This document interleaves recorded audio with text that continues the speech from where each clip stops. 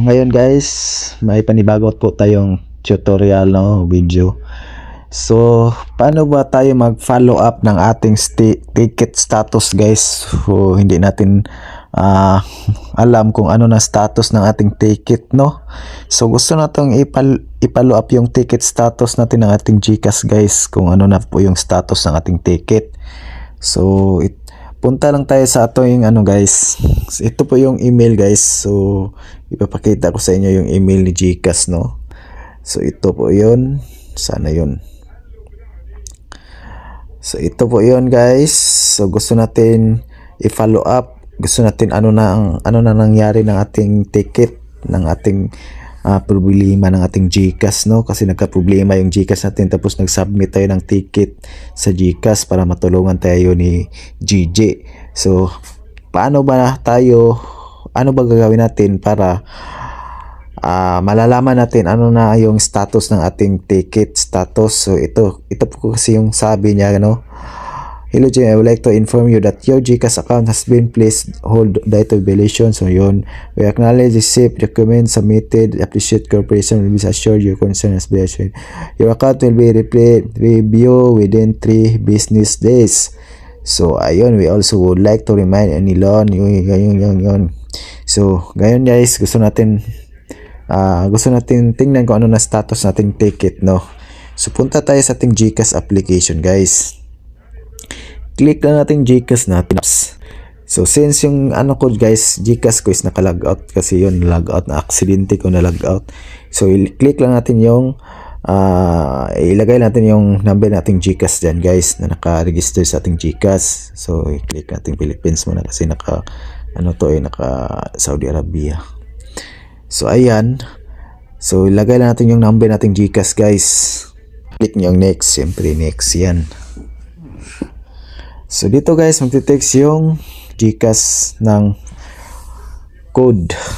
So ayan, nag-text na siya. Guys, automatic yan. So yun, your account is on hold. So para malaman natin ano na status ng ating ticket, click natin itong submit document.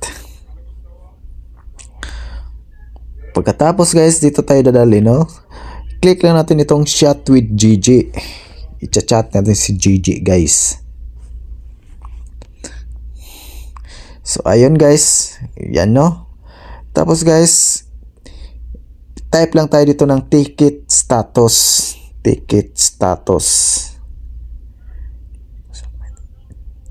Okay ni guys, click nyo ng check the status of my ticket.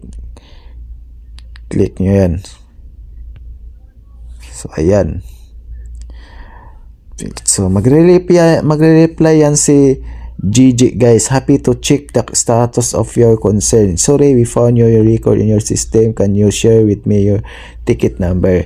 So itong ticket ng Gmail guys na in-email natin, ito nakita niyo yan. Yan yung ita-type natin dito guys. Yan. Anong number yon?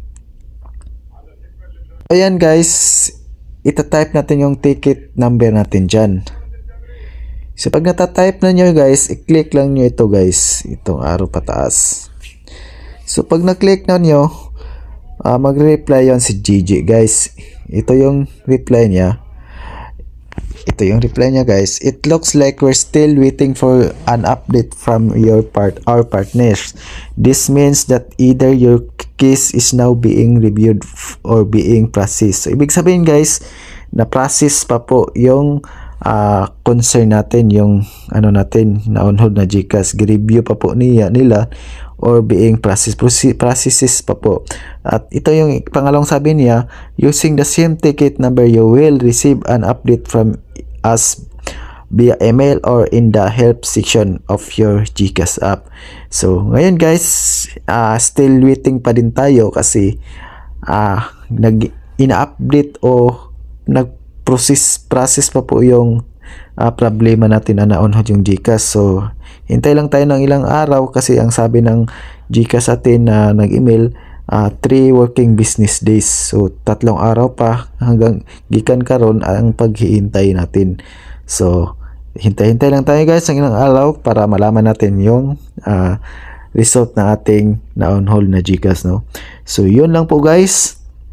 Ang gagawin, paano mag-check ng status ng ating ticket. So, yun lang po guys. Sana may tutunan kayo sa aking panibinggo. Thank you for watching.